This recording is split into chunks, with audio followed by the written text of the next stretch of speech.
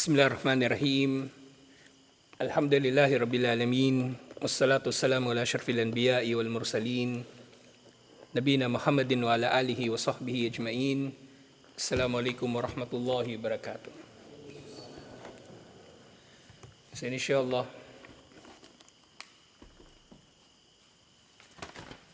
adabul muta'allimin. So kunin na lang muna natin itong adabul muta'allimin insyaAllah. Nandito pa rin tayo sa al-ilmu fi sigar o at-ta'allamu fi sigar, ang pag-aaral habang bata pa. Siyempre ito, tiyatalakay natin para himukin, pangunahin ng mga magulang na turuan o pag-aralin yung kanilang mga anak habang bata pa. Mahmakan, kahit ano pa man yung kalagayan ng bata. Kasi may bata matalino, may bata na hindi natin masabing bobo. Pero iba-iba kasi dapat sa tao. Maga pa lang sa buhay niya, nare-realize niya na iba-iba yung antas ng talino o pag-unawa ng mga tao. Merong libro yung nabasa ko. Yung title ng libro, Surrounded by Idiots. Surrounded by Idiots. So kung babasahin mo yung title, parang di ba? Parang yung isipin mo, paano to pag napapaligiran ka ng mga tanga? Pero bandang huli, yung binabasa ko yung libro, hindi pala. Sabi, ang mensahe ng libro, hindi para hindi para maging mayabang ka porke matalino ka o hindi yun. Ang mensahe ng libro, kupar yung author, pero maganda yung libro. Maaring hindi naman idiot yung kasama mo. Hindi tanga yung kasama mo. Hindi lang siya nabibigyan ng trabaho kung saan siya magaling. Kasi may taong ganun Yun nga, katulad ng sinasabi ko nung sinimulan natin itong libro na to, di ba? Huwag natin susukatin yung kakayanan ng isda na tumakbo o umakyat ng puno. Sukatin natin yung kakayanan ng isda na lumangoy. Ganun yung tao, iba-iba. May iba-ibang skill yung tao. Kaya ngayon, sa panahon natin ngayon, masyadong obsessed yung mga tao sa sa bachelor's degree. Pag wala kang college degree, wala kang kwenta. Pagka may college degree naman, wala rin namang kwenta kahit anong degree niya. Marami ngayon, ang dali na mag-aral ngayon kung tutuusin Basta may pera ka lang, may pera ka, ambisyoso ka, madali makapag-aral. Yung mga master's degree ngayon, wala na. Marami nga sa mga master's degree ngayon, mga MBA, yung master ng business administration, wala namang thesis. So napakadali. Yung iba puro online pa. May pang AI mo lang kung meron mang thesis. Ganun. So hindi sukatan ng pagkatao ni naman kahit yung talino. Okay? Hindi sukatan ng pagkatao ni naman kahit yung talino. Kaya yung mga sahaba, kung titingnan mo, nalagay sila talaga sa tamang pwesto nila. Yung mga magagaling magkabisado, di nakapagkabisado nga. Sina Zaid bin Thabit, sina Ubay bin Ka'ab. Tapos yung mga hindi masyadong matatalino sa pagkakabisado, pero matapang, andun, lagi nagjijihad. Sina Khalid bin Al-Walid, sina Al-Bara bin Malik. Yung mga tuso, yun, naging mga politiko. Sina Omar bin Al-Khattab, si Amr bin Al-As, at yung iba pang mga, hindi ko sinasabing tuso na sa pamimintas Tuso, ibig sabihin, mahusay, matalino, hindi magpapaloko. So nailagay sila sa nailagay sila sa, kumbaga, tamang kalalagyan nila. Samantalang ngayon, yung society natin ngayon, masyadong rigid, hindi flexible. Kumbaga, hindi ka makakaangat kung wala ka ng mga ganito, ganyan. Pero yung mga sahaba, alhamdulillah, naging open. So mahalaga yung makilala ng tao yung kakayanan ng mga tao sa paligid niya. Okay? Para hindi siya nadi-disappoint o hindi siya mag-expect ng masyadong mataas sa mga tao. Tapos may lalagay niya yung mga tao sa tamang kalalagyan nila, inshallah. Kaya sa banala yung titignan mo yung mga sahaba.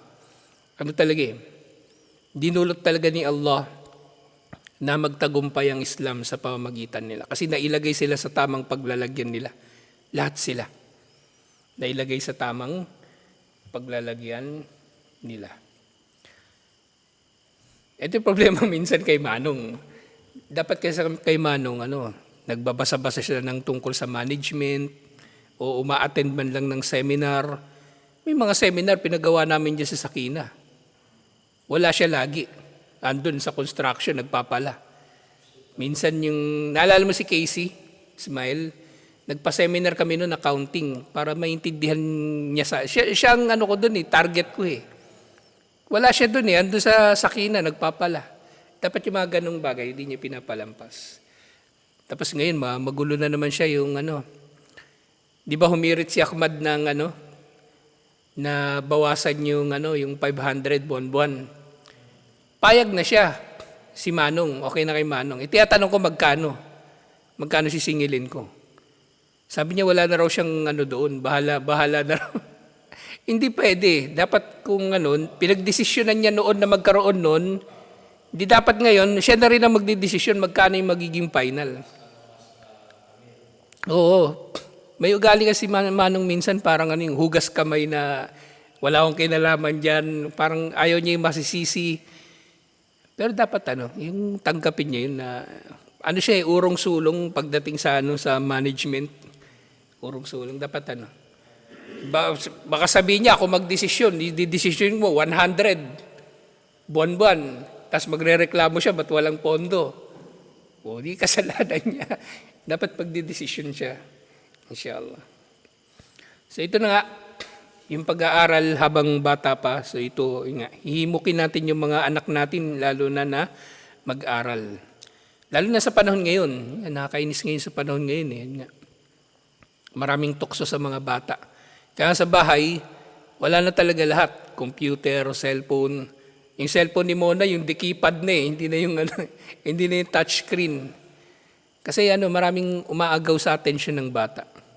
Tapos pagpunta pa ng eskwelahan, mas mahaba yung oras na kasama nila yung kupar na kaklase. Kaya pag uwi sa bahay, dala-dala nila yung mga ugali nila sa pati yung mga sayaw-sayaw dun sa eskwelahan na natutunan nila, andun, dala-dala rin nila. So dapat maintindihan natin ng maayos itong kabanata na ito. So hindi ito para sa atin, kumbaga kasi matanda na tayo. Para ito sa mga anak natin at sa iba pang bata, lalo na sa community, inshallah. So binanggit dito ni Sheikh, sinabi niya, Ta'al ma'i akhil karim li suratin musyrika li ahadi sahabatin nabi sallallahu alaihi wasallam alladina fattanu li hadal ma'na fajaddu fi talabil ilmi fi sigarihim. So sabi ni Sheikh, ipapakita daw niya sa atin yung isa sa mga tagpo sa buhay o ilan sa mga tagpo sa buhay ng mga sahaba na silang nagsumikap sa pag-aaral habang sila ay bata pa. Falamma kabura kana aliman yarja'un nasu ila ra'yihi wa yahtajul qaumu ila fatawa. So marami daw sa mga sahaba, nagsimula sila mag-aral mula nung bata pa sila. Kaya nung sila ay tumanda, sila ay naging mga alim na kumbaga sumasangguni sa kanilang mga tao at kumbaga nangangailangan ng mga tao ng kanilang mga fatwa. So ito yung fadal ng pagiging maalam. Pero syempre sa Islam, tukoy ang fadal, tukoy ang kumbaga kainaman, superiority ng maalam. Pero hindi rin ito ibig sabihin na wala kang kwenta pag wala kang ganong antas ng kaalaman. So yung katulad na sinabi ko, ang mga sahaba, inilagay ni Allah sa iba't ibang mga lugar kung saan sila mahusay. So ganoon din tayo. Ganoon ang pag-unawa natin sa kaalaman dapat, inshallah. Kasi yung nangyayari, kapag yung mga tao, ginawa nila masyadong VIP, yung mga maalam, ginawa natin sila maging mga praile. Ganoon na yung mangyayari. Ayaw ko yung hindi naman ako alim, pero Ayoko yung yung kapag naimbitahan ako sa labas, yung tatratuhin akong VIP. Ayaw ko yun. Lalo nung yung nasa Davao pa ako. Naimbitahan ako sa mga yung lalo na mga programa na sponsored ng mga politiko. Grabe. Tuloy ka sa hotel na five-star hotel, sa Marco Polo, ganun. Tapos magsasalita ka, kasama mo yung kaharap mo mga politiko rin. Ayoko yung ganun, kaya nga nung huling imbitasyon sa akin, kaya napunta ako nung ng Jumeirah. Yung huling imbitasyon, di ba yung sa yung sa'yo, kina Sir Mix, ayoko yung ayong punta sa ganun. So yun lang, dapat suwabe lang, yung sakto lang na na trato sa maalam, yung bibigyan sila ng pagpapahalaga, pero hindi naman yung yung parang kupar na yung dating ng pag-aasikaso. Hindi ganun. Yung mga sahaba, hindi ganun. Si Omar bin Khattab nga nang dumating yung yung, di ba nasa Omar series din yun, yung mensahero ng mga Romano, yung kalbo. Hinahanap niya nasa si Omar bin Khattab. Doon pala natutulog sa ilalim ng puno. So ganun lang ganun lang tayo dapat, inshallah.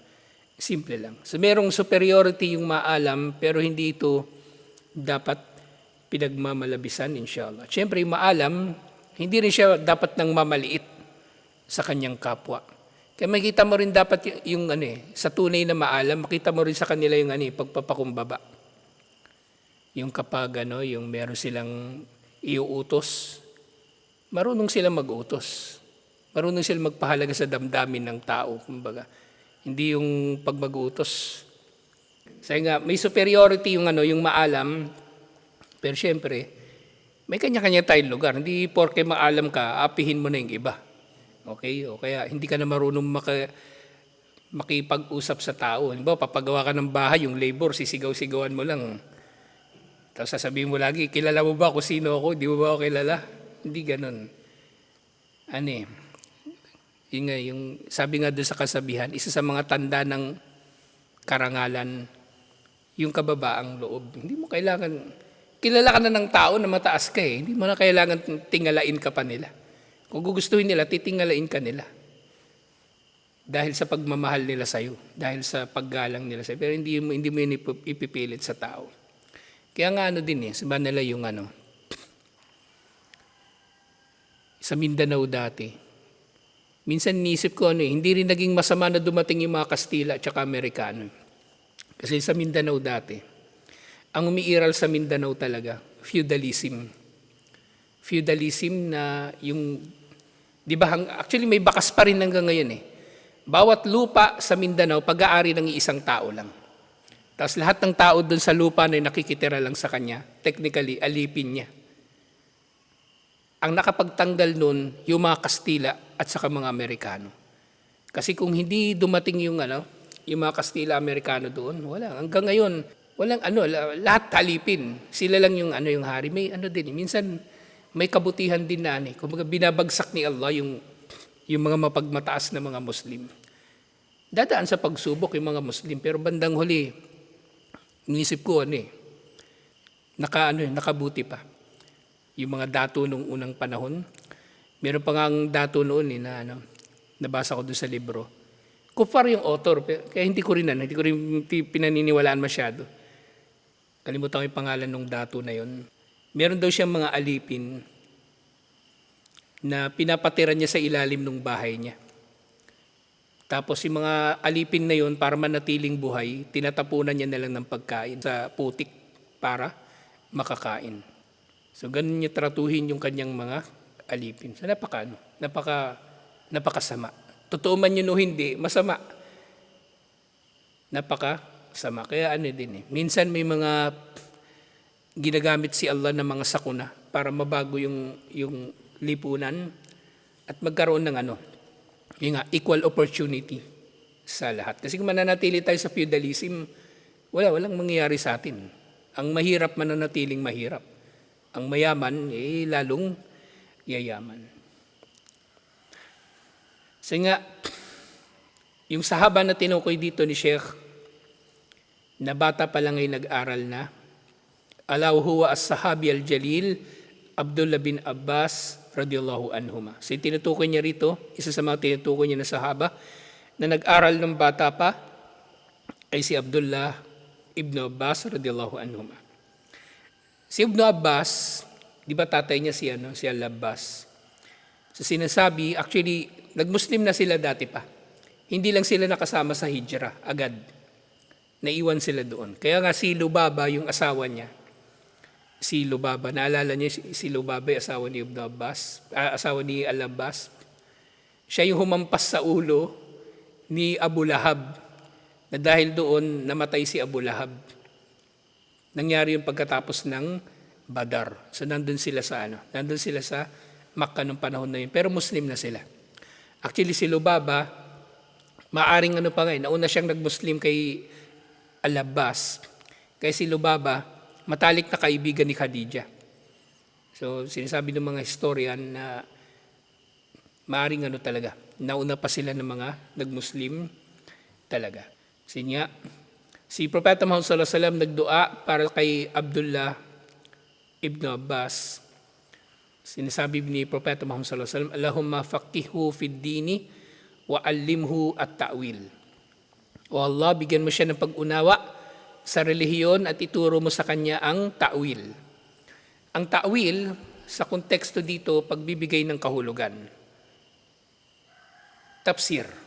Kaya nga, sa subject natin na tafsir, lagi nababanggit yung pangalan ni Ibn Abbas sa mga tafsir ng Quran. Napakarami niyang mga hadith, kumbaga na naiulat mula sa kanya. Napakarami mga hadith ang naiulat mula sa kanya.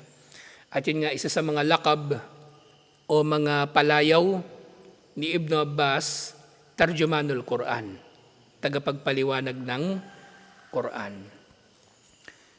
Siniulat ni Ad-Darimi, fi sunanihi, iniulat ni Ad-Darimi, at gayon din, wal kadibu fil jami'il akhlaqir rawi wa adab as-sami, anna Ibn Abbas radiyallahu anhuma, na si Ibn Abbas radiyallahu anhuma, lamma kubida Rasulullah sallallahu alaihi wasallam wa ana syab, sinabi ni Abdullah Ibn Abbas, nang namatay daw si Propeta Muhammad sallallahu alaihi wasallam, bata pa raw siya. Qultu li syabin min al-ansar, sinabi raw niya sa isa sa mga bata na kabilang sa mga ansar, sa mga taga Madina, ya fulan, halumma falnas'al ashab Rasulullah sallallahu alaihi wasallam. So niyaya niya raw yung isang bata na magtanong sa mga kasama ni Propeta Muhammad sallallahu alaihi wasallam. Linata'allama minhum fa innahum kathir. Para matuto tayo sa kanila dahil sila ay marami. So si Ibn Abbas, kumbaga, kumuha siya ng kaalaman sa maraming mga sahaba. At naiulat pa nga minsan si Ibn Abbas, inaabot siya ng ilang oras kakahintay dun sa sahaba para lumabas ng pinto. Kasi nahihiya siya kumatok. Kaya hinihintay na lang niya sa labas. So, minsan darating siya alanganing oras, tanghali, di ba? Usually after duhur natutulog yung tao. So hindi talaga siya kumakatok. Hintayin niya yung tao na lumabas sa kanya, tatanungin. So, siyempre, daragdag natin na paglilinaw na marami ang tinatanungan ni Ibn Abbas radiyallahu anhuma upang pagkuhanan ng kaalaman. Pero ang problema kasi ngayon sa mga tao na maraming pinagtatanungan, pinag-aaway-away nila yung mga tao. May una siyang tatanungin. Tinanong niya si Ismael. Sabi ni Ismael, ganito. Tapos may tinanong na naman siya susunod. Tinanong niya si Hasan. Hasan, ano masabi mo rito? Ganito. Ba't sabi ni Ismael, ganito? May taong ganun nakabwisit na talagang pinag-aaway niya yung mga tao. Sinasadya man niya o hindi. Sinasadya man niya o hindi. Hindi ganun. Hindi ganun si Ibn Abbas. Kaya siya nagtatanong sa maraming tao kasi kinokolekta niya yung mga hadith. Pero yung tao na tanong ng tanong, may iba-ibang intensyon yung taong ganun. Minsan yung pagpapakitang tao. na tanong siya ng tanong sa maraming tao para lang masabi na na interesado siya sa kaalaman o kumbaga siya, talibul ilm. So hindi ganun yung pagtatanong na ito ni Ibn Abbas radiyallahu anhu sa iba't ibang mga tao. Ito ay para makatipon ng kaalaman. At mula roon, siyempre, iuulat niya din sa kanyang mga estudyante. Faqala, al-ajabu laka ya Ibn Abbas. Sasabi ng bata na niyaya niya, al-ajabu laka ya Ibn Abbas, parang gusto niyang sabihin, kakaiba ka naman, Ibn Abbas. Parang iba naman ang trip mo. Ibang trip mo, Ibn Abbas. At taraan ng nasa, yahtajuna ilayka wa fil ardi man tara min ashabi Rasulillahi. So, sabi ng bata, akala mo ba kailangan ka ng mga tao sa lupa? Na puntahan mo yung mga kasama ni Propeta Muhammad sallallahu alaihi wasallam? Para gusto sabihin ng bata, huwag na natin gawin yan. Walang kwenta yan. Di natin kailangan gawin yan. Siguro sa inisip ng bata, ba't natin gagawin yan? Pwede man tayo maglaro na lang. Pwede man tayo tumambay na lang sa ilalim ng puno. Sinabi ni Ibn Abbas,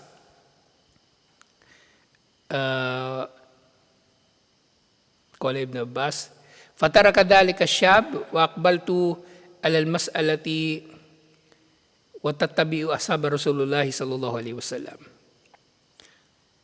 Sabi ni Ibn Abbas, tinuloy niya yung kwento niya. Yung bata na yung pagkasabi dun sa kanya, siguro hindi rin siya pumayag. Iniwan na raw siya ng bata.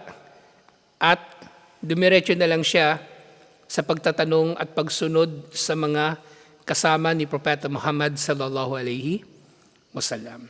So tinuloy na lang niya yung gusto niyang gawin kahit mag-isa siya. So hindi siya nagpa-apekto doon sa kanyang kasama na ayaw sumama sa kanya. So ganito rin yung magandang asal ng mag-aaral o ng naghahanap ng kaalaman o ng naghahanap ng karunungan o ng katarungan o ng katotohanan. Kahit mag-isa ka na lang, ituloy-tuloy mo, insyaAllah. فَإِن كُنْتُ لَآتِ الرَّجُلَ فِي الْحَدِيثِ yablugani annahu sami'ahu min Rasulillahi sallallahu alaihi wasallam fa'ajiduhu qailan ay naiman fi waqtil kailula fa atawassadu ridai ala babihi taskirli ala wajhi hatta takhruj.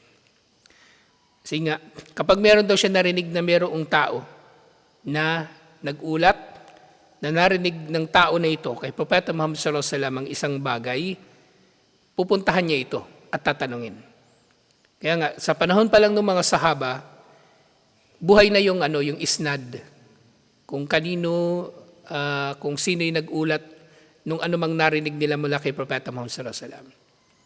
Bawa ngayon, may chismis. Narinig ko kay Ismael, bading daw si ganito, ganyan. Pupunta kay Ismael. Ismael, sinabi mo ba talaga to? Sabi ni Ismael, oo. Di sa ganung paraan, buhay na yung ugat pa lang ng isnad, buhay na. Tapos iulat naman yun ni Ibn Abbas, tapos iulat naman yung ibang tao, hanggang dumating kina Imam al-Bukhari, kina Imam Ahmad, ganon. So doon pa lang buhay na ang sanad. So yun yung mga pinupuntahan niya. Yung mga nag-ulat ng hadith. Kasi nga, yung mga sahaba, iba-iba sila ng experience kay Propeta Muhammad sallallahu alaihi wasallam. Hindi naman sila laging kasama ni Propeta Muhammad sallallahu alaihi wasallam. Kaya nga sa mga inabanggit ko dati yung Shama'ilul Muhammadiyah ni Imam At-Tirmidhi, tungkol yun lahat sa ugali, personal na katangian ni Propeta Muhammad sallallahu alaihi wasallam. Ang marami sa mga ulat doon kay Aisha. Kay si Aisha yung maraming mga ulat kung ano yung ginawa ni Propeta Muhammad sallallahu alaihi wasallam sa loob ng bahay. Yung kanyang mga asawa, si Aisha, si Salama, at yung iba pang mga asawa ni Propeta Muhammad sallallahu alaihi wasallam. Tapos sa labanan, syempre, ibang mga sahaba na naman yung nakakabatid ng mga nangyari na yun. Ang pinakamaraming hadith na naiulat sa mga sahaba, si Abu Huraira talaga. Kaya si Abu Huraira, walang trabaho. Di ba kabilang nga siya doon sa Ahlus Suffa? Kumbaga, umaasa lang siya na pakakainin siya ni Propeta Muhammad sallallahu alaihi wasallam at ang iba pang mga sahaba. Minsan nagtotoka-toka sila, di ba? At yun natalakay na nga natin doon sa karama ni Abu Bakar Siddiq radhiyallahu anhu. Inanyayahan niya yung tatlong Ahlus Suffa at hindi naubos yung pagkain doon sa kaldero nila. Hanggang sa nabigyan pa nila si Propeta Muhammad sallallahu alaihi wasallam. Si Abu Huraira, hindi siya, kumbaga, wala siyang trabaho, kaya nakasama siya palagi kay Propeta Muhammad sallallahu alaihi wasallam. Hindi dahil sa ayaw niya magtrabaho, wala lang talagang trabaho. Kasi sa panahon na yun, konti naman nagpapa-construction doon eh. Konti naman nagpapa-araro ng lupa o nagpapa-tanim ng dates. Hindi naman lahat kailangan ng tindero. So konti yung opportunity doon. So nakasama si Abu Huraira. So ito yung mga tipo ng tao na sinusundan ni Ibn Abbas. Pero nga sabi niya, kapag makapunta daw siya sa isang tao sa panahon ng kailula, o kaya nalaman niya na ito ay natutulog, ito na yung nabanggit ko kanina. So, sumasandal na lang daw siya sa kanyang rida. Ibig sabihin, yung kanyang nauupo siya doon sa isang lilim, malapit sa pinto nung pupuntahan niyang sahaba, at iihipan ng hangin yung kanyang muka, kakahintay, hanggang sa lumabas yung sahaba na gusto niyang puntahan. Faida kharaja qala ya ibnu ammi Rasulillahi sallallahu alaihi wasallam malak. Kapag lumabas na daw yung tao, o maaari nangyari ito isang beses na ganito nangyari, o pinsan ni sugo ni Allah, anong nangyari sa iyo? Anong meron? Tatanungin siya ng tao, bakit nandun siya sa labas ng pinto at naghihintay? Faqulu, at sinasabi daw niya, hadithun balagani annaka tahaddatha bihi an Rasulillahi sallallahu alaihi wasallam. Paahbabdu an asma'uhu minka. So meron daw siyang hadith na nakarating sa kanya na narinig daw nung tao na yun mula kay Propeta Muhammad sallallahu alaihi wasallam, at gusto raw niya na marinig ito mismo sa tao na yun. Qala fayaqulu fahalla bu'ittu ilayya hatta atik. So bago pa man daw ikwento nung sahaba kay Ibn Abbas yung hadith, so tatanong muna ito. Kasi nagtataka nga sila, ba't ka nandyan? Tagal-tagal mo na dyan. Ilang oras ka na nandyan? Anong ginagawa mo dyan? Sabi niya, dahil ba dyan kaya ka nagpunta rito? Kumbaga, tatanong muna sa kanya. Faakulu, at sabi ni Ibn Abbas, ana ahakwan atik. Dapat lang talaga sa akin na pumunta sa'yo. Kasi yung sahaba nagtataka, pare dyan lang, pupunta ka rito, tapos maghihintay ka ng ganyang katagal. So, bibigyang diin muli ni Ibn Abbas, yun nga, na dahil doon, karapat dapat nga ako na pumunta sa iyo.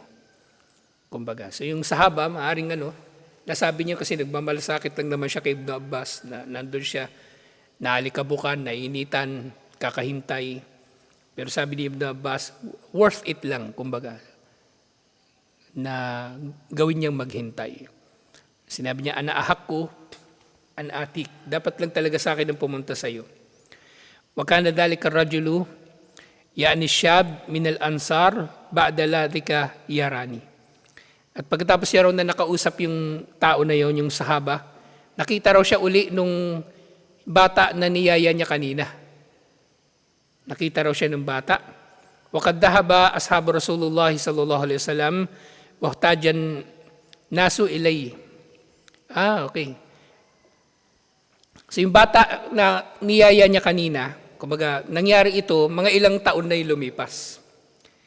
Nakita raw siya nung bata na yon na niyaya niya noon na sumama sa kanya sa mga sahaba. At nakita siya nung bata na yon na pumupunta nga sa kanya yung mga tao na nagtatanong na kuntu akilu minni kunta akalu minni ya Ibn Abbas. So yun, nakita raw siya nung bata na yun, siyempre tumanda na sila pareho, na yung mga tao nagtatanong kay Ibn Abbas at nasabi nung bata na yun sa kanya, mas matalino ka talaga kaysa sa akin, Ibn Abbas. Sabi nung kanyang dating kasama, alhamdulillah. Pero siyempre, hindi to nangangahulugan na nagyayabang na si Ibn Abbas doon sa bata. Sabi niya, bobo ka kasi, taga ka kasi, di ka sumama sa akin. Hindi naman, wala naman na kwentong ganun. At hindi rin naman kinuwento na gano'n, pero bibigyang diin ko lang kasi gusto natin din na mabigyang diin na ang maalam, hindi umaastang praile. Okay? Ang maalam, hindi umaastang VIP. Ang maalam, hindi umaasta na mas nakakaangat siya sa sino man. Ang isa sa mga sukatan ng kaalaman o karangalan, ni naman ay ang kanyang kababaang loob. Inshallah. Kasi nakakatakot ngayon yung, kumbaga, nakakatapos ng pag-aaral yung mga ambisyoso. Ambisyoso lang na makatapos ng pag-aaral. Pero pag natapos ng mag-aral, hindi naman nagtuturo. Hindi naman nagdadawa. Kasi yun lang yung ambisyon nila maging alim para tratuhin silang VIP doon sa kanilang mga lugar, maging praile.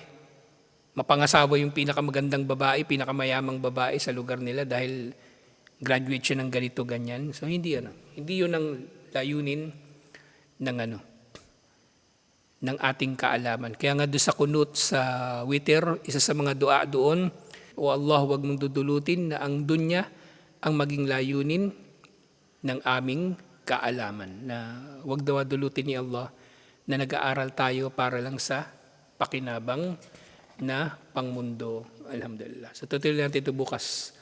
Inshallah. Assalamualaikum warahmatullahi wabarakatuh.